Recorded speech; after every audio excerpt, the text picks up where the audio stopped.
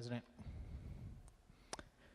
One thing I hear when I talk to some of my friends back in the district is that sometimes they'll tune in to us debating legislation in the Senate here, and they're at kind of a loss because they come in the middle, or even the very first speaker doesn't really address what the bill before us does. So I want to start with that. I want to make sure that we all understand exactly what we are voting on. I'm going to speak a little bit about the process that's contained in the legislation before us, and then I will talk more substantively about the policy. But the very first thing I want people to understand is what this bill actually does. There is an existing state law, and there's also a very similar federal law, that requires that businesses provide for family medical leave if someone's significant other is somehow unable to work, or has an illness, something like that, or a pregnancy, so that they are allowed to take time off to spend with them. That policy extends on a state level only to businesses that have more than 75 employees, and on a state level to only businesses that have more than 50 employees. And I have asked numerous times to try and get an answer about how we navigate that inconsistency, but that is about to become irrelevant with the bill before us. What this bill proposes to do is to take that existing structure that provides for the time off and essentially tells a business owner that regardless of your desire or your business practices, that you must accommodate this person when they ask for their time off based on family medical leave. And we are going to change that law to expand it so it now affects businesses all the way down to having one employee. Surely the state and federal government in the past, when they considered the original policy, recognized the damage it would cause to small businesses if we were to limit it to very, very small businesses that have only a few employees. So much so that they actually made the limits 50 and 75 respectively. But this bill creates that mandate. The other thing this bill does is it creates a giant bureaucracy, another government bureaucracy that we will pay for. It is laid out in a way to be interpreted as what is being referred to as a quasi-public agency. And I'm going to go through the bill in just a minute because I have some concerns about the way that is set up, because I believe they are being given very, very broad powers. And I think it is dangerous in the way they are less accountable to the citizens of our state and their representatives, which is those of us in this room. The next thing it does is it inserts the state government in between employers and employees. When an employer hires an employee to do a job for them, that is a private contract. That is a relationship between those two people. It doesn't involve anyone else. It is an agreement between the employer to pay the employee a certain amount of compensation for the work they're going to perform. And in our society, that contract is a private contract made by consenting adults. When the state government or the federal government or anyone inserts itself in between those two parties and demands that we must provide an additional benefit beyond what their agreement is, I believe we are missing the core principles that make and have made our country great in the past. There is not just such a mandate to require this family medical leave, though. There is also a new requirement, and that is on the employer to provide time off, even when it could be a tremendous inconvenience that damages their business because they can't afford to lose employees, but also on the employee in the form of a payroll tax. As I said, this is a relationship between the employer and the employee. It's no one else's business, and it is certainly not our business to come in between them and demand that they provide us 0.5% or any other amount. I submit to this body, whose money is it? It's not our money. That is the money that belongs to the employee because they made an adult private contract arrangement with their employer. It's not our money. I'm going to go through the bill a little bit, but I'm going to come back to that concept in a minute. On line 16, it describes who is a covered employee, which is essentially who is the folks that become eligible for this program. And it's pretty straightforward. It says that someone, as soon as they earn $2,325. I found that to be interesting because under the federal law that doesn't provide for any payment during this period of leave, just the ability to have the leave, the requirement is 1,265 hours.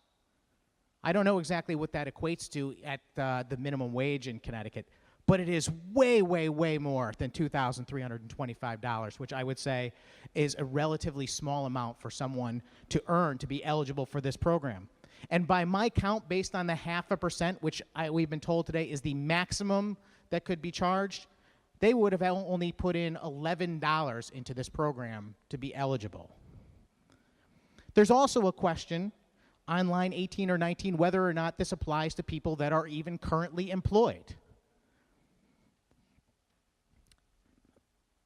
Also interesting, in the next paragraph, we stipulate that there is a difference between a covered employee and a covered public employee. And I'm curious to understand why that is. I get the notion that in this bill right now, we are essentially carving out public employees. They are not going to be covered under this plan, which means they are not subject to the 5% payroll tax either. They would have to, if they chose to, collectively bargain for that privilege. I can't imagine anyone collectively bargaining for the privilege of having another tax taken out of their paycheck. And that's exactly what this is. I've heard this described in so many ways today, but the simplest way to understand this is the state taking a tax out of your paycheck by force with no opportunity to opt out whatsoever, and you getting an insurance product in exchange for that.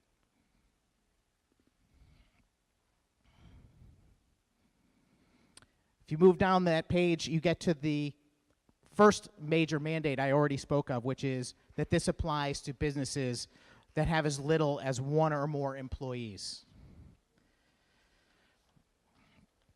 The other concern I have about the process is the way we're creating this so-called quasi-public entity. And I noted that on line 77 and line 78, this bill actually reads, the authority which is created to manage this program, the authority shall not be construed to be a department, institution, or agency of the state. So we're essentially saying this is a separate entity altogether. It is a private entity. But if you go on and read some of their broad powers, but also the way we connect them back to the state when it's convenient, I think it's worth noting.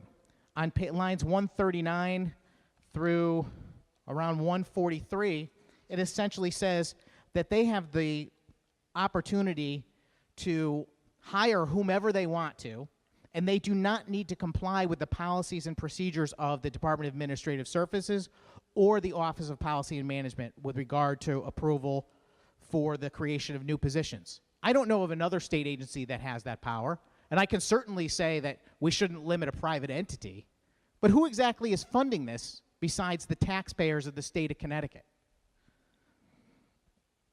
It goes on to say that those, the authority that is created can collectively bargain with the state of Connecticut, and it goes on to say that the executive branch is authorized to collectively bargain with the employees of this authority. Well, if it's not a state authority, I don't understand how they have the right to negotiate with the state.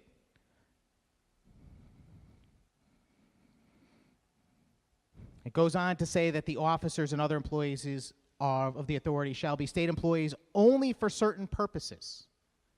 This seems like a lot of twisting around to accommodate this so-called quasi-public agency.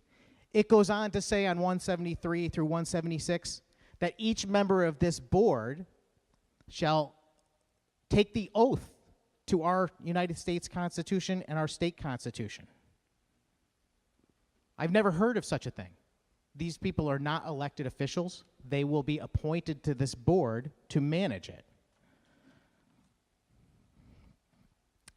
On lines 207 through 211, it talks about some authority that is granted to this board. No member of the board or officer agent shall directly have any financial interest in any corporation, business, trust, etc., that is contracting with the authority. And I'm curious whether or not there is any oversight from this body or the Office of State Ethics, as would happen in very similar process if this was really a state agency. So in some ways, we're excluding them from oversight, but we're giving them great authority in other respects.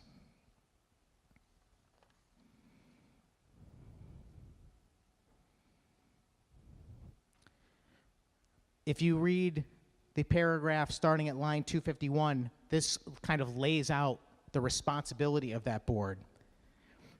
And I'll just read lines 257 to 262, which basically says that after this program's been in existence for a year, they're going to come back and they're going to review all of the claims made and all of the money taken in.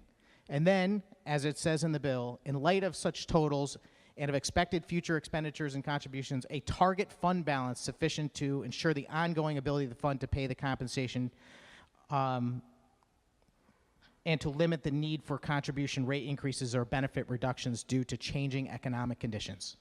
So the board is going to have this broad power to be able to determine what the future of this fund is. I noticed that in previous iterations of this legislation, we actually had an idea what that target fund balance would be, and it was 140% of the claims paid. That is omitted from this language, and I'm curious to understand why.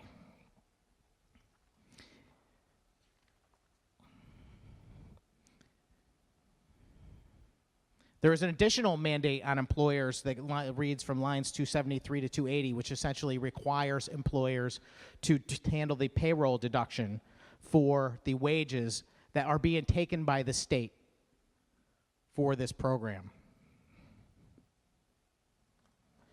In the interest of time, I will just state that if we go through this language of the bill, there are a number of places where I think there is some confusion about the level of broad authority granted to this new paid family medical leave authority that I think we should consider before accepting that this is simply the way things should be. But I want to get to the policy more than the process, because the policy to me is the thing that we're really debating tonight. And this right here is a bad policy, Madam President. It simply is. I've heard somebody say earlier tonight that the devil is in the details. Well, I think the devil is in this policy idea itself. This is a forced tax on our citizens in our state. And I've heard a few things addressed about this bill in different ways. Given the state of our economy, this is not the direction that we should be headed. I mentioned the other night when we were talking about the minimum wage bill that there is a mechanism to improve the lives of our citizens, and that is a thriving economy. I got to tell you, I was dismayed listening to some of the remarks around this circle about what people's opinions are with regard to those that don't support this policy. I heard the word morality brought up several times. I heard people say that other countries are better because they get this and we don't. And I've also heard that, this is what America is about, that this is about who we are as a people, and that we should be taking care of one another. Those are all statements that have merit, but forcing a tax on someone to create a government program to redistribute wealth is not the same thing as taking care of one another. It's a bad message. The message we're sending to people is that we need government to take care of us. Responsible people take care of themselves. They plan for things. On a federal level, they call this plan, the unpaid plan, the Friday through Monday Leave Act. And that's without any dollars and cents incentive for people to abuse this program. And I'm afraid that's what's going to happen. It also further exacerbates this continual effort to divide employers and employees into two separate groups, negating the reality that it is a voluntary agreement between people. Think about all the taxes we already pay, by the way. We're paying huge amounts of income tax in this state, one of the highest in the country. We have some of the highest property taxes, sales tax, gasoline tax, the fees on your cable bill and your phone bill. When you add all that up, the amount of tax that we're paying is exorbitant. And this is just another tax that we're piling on to the residents of this state. I said, Madam President, that every piece of legislation that comes before this chamber should be measured on whether or not it is going to improve the lives of the citizens of this state. And I've also said that the best way to do that is to create a thriving economy. And the best way to create a thriving economy is with freedom and opportunity. This is neither. This is a forced tax on our citizens for things they may or may not want.